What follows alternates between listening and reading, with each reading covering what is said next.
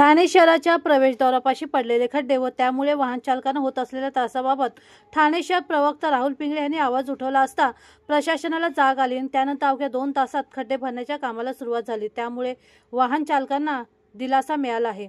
पुन्हा ठाणे शहरात प्रवेश करताना रस्त्यावरील खड्ड्यांनी प्रवाशांचे स्वागत करू नये आणि प्रवाशांचा प्रवास सुकर व्हावा हीच अपेक्षा ठाणे शहर प्रवक्ता राहुल पिंगळे यांनी व्यक्त केली। पण पुन्हा जर खड्ड्यांचे साम्राज्य आढळले तर प्रशासनाविरोधात जोरदार जनआंदोलन करण्याचा इशाराही राहुल पिंगळे यांनी दिला।